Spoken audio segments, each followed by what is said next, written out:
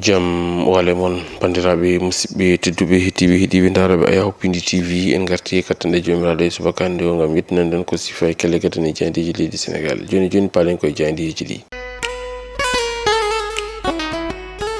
aljuma jeeɗiɗi lewru novembre hitande junnaji ɗiɗi e nogas e joyi ko sifa e kelle gadane jayndeji leydi sénégal eɗen puɗɗoro e jayde sud quotidien ko waɗi toon ko natal gonnoɗo e to hoorejo leydi sénégal Macky Sall kam musidmen jayniyankoɓe ɓe garti koye oɗon secrétariat exclusif wonande kay lande alliance pour la république ɓe ganda mbaɗino moɓodiral e ñalawma hanki o toon to ñiɓirde mabɓe to holno ɓe mbiri kam musidmen jayniyankoɓe ɓe mbitande ko Macky Sall charge le pouvoir di Diomaye kamɓe musidɓe jaydi ɓe garti kamɓe musidmen jaydiyankoɓe ɓe garti ko yowiti e on ɗon fannu ganda kay ngallon moɓodiral ganda APR naɓe mbaɗini ɗum e ñalawma hanki o toon to ñiɓirde mumen kono ɗum ko kam musidmen jaydiyankoɓe ɓe garti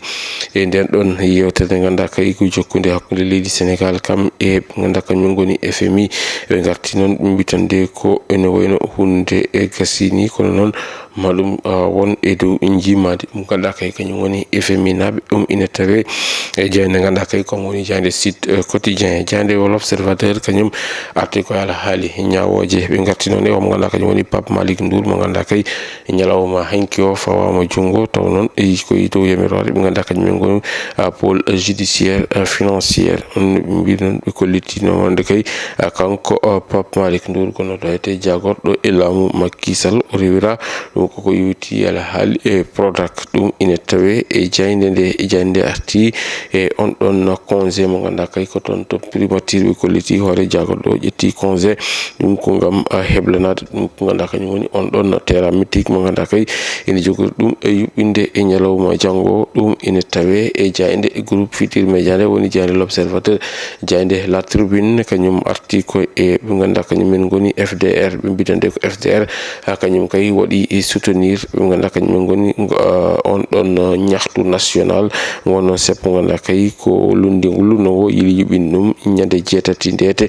kam musidmen jayniyankoɓe garti hen kono ɗum ko ɓe garti ala haali ñawoje omo ganda kam woni Lat Diop no ɓe mbiri ɓe mbitande ko omo ganda kañum woni Lat Diop so renaki o jogori hebde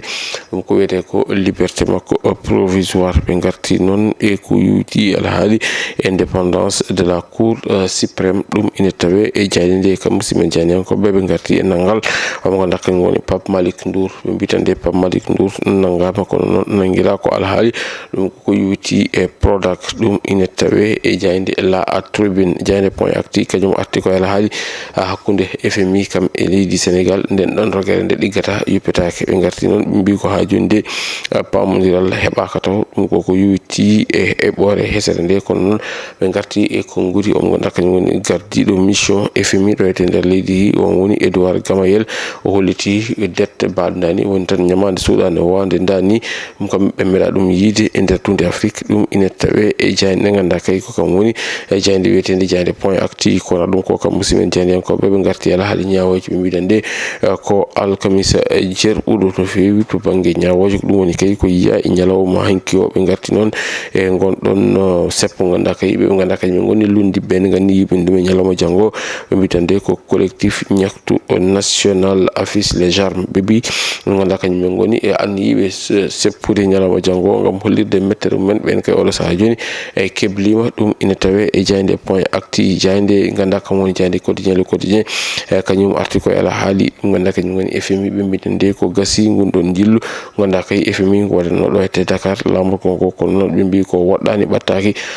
ɗum ko yowti e nanodiral nga ganda kay FMI ene nanodiri ɗum e laamu leydi sénégal ɗum noon ina tawe e hello joyi e jayde ganda kay komo woni e jayde quotidien le quotidien kono ɗum ko kam musidmen jayniyankoɓe ɓe garti ala haali omo ganda kañum woni Lat Diop kam e Pape Malick Ndour ɓe mbitande ko Lat Diop enfin e libre Pape Malick Ndour ganda kay kañum woni tombo o Prodac ɗum woni koɓe mbaɗi e gardidi natal mabɓe ɓe garti kadi e natal gonnoɗo ete hoorejo leydi sénégal Macky Sall ɗum ina tawe e jayde ganda kay komo woni jayde quotidien le quotidien quotidien kono ɗum ko kam musimen jeenenkoɓe ɓe garti e alhaali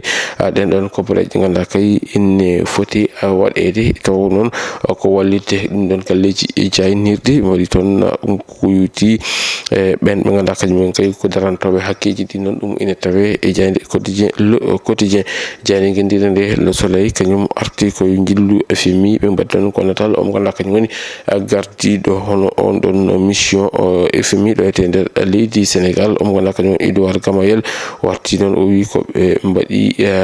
taɓal mangal ɗum ko yuti e nden ɗon yewtere ganduɗa kay jewtiɗi ɗum e laamu leydi Sénégal ɗum ina tawe jayde guendire nde jayde le soleil e jayde l'évidence kañum arti ko e on ɗon ñahtu national woni tan gonɗon sabu ganduɗa kay lunno ngo ina ni ɗum yiɓinde ñalawma janggo ɓe mbitande ko ɓe ganduɗa kañumen goni ñahtu national kay woɗi ɗum ko ganduɗa kañum woni maintien son rendez-vous en tan ha joni nana heddi e aadi mo ganduɗa kay adundirin ɗum e ɓesguji ɗi ɗum ina tawe e jayde ganduɗa kay kam woni jayde wiyetende l'évidence kono ɗum ko kam musidɓe janiyankoɓe l'évidence ɓe garti e nanggal omo ganduɗa kañum woni e Pape Malick Ndour ɗum ina tawe e jayde ganduɗa kay kam woni jayde l'évidence jayde point actu kañum arti ko e Macky Sall ɓe mbitande ko APR koñumen kay koñumen mbaɗi mobilisé taw ko mobilisation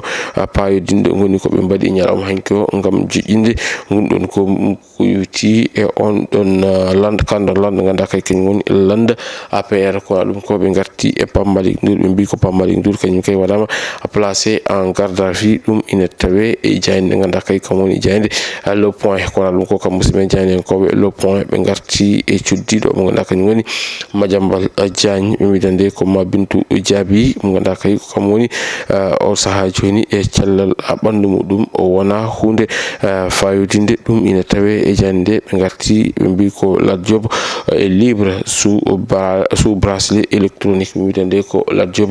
ene wawi heɓa wellitare makko taw noon o haɓɓante ɗum ko jawo électronique ɗum ina tawe e jayde ganduɗa kay kam woni jayde le point jayde coftal ɓalle nde jayde Rewmi Sport kañum arti ko e Pape Thiaw keblo keppo gendi jum leydi Sénégal mo ganduɗa kay ɓeyini doggol ngol nogas e jiiɗiɗo fettoɓe ɓe mbitande ko on ɗon liste ina tawe hen omo ganduɗa kañum woni Ibrahima Mbaye pettaw kono toon to mo ganduɗa kañum woni Paris Saint-Germain kono ɗum koɓe garti e conférence ligue Ismaïla Sarr mo ganduɗa kay waɗi signé un doublé ɗum ina tawe e jande ɓe mbi ko Ismaïla Sarr yettima e bar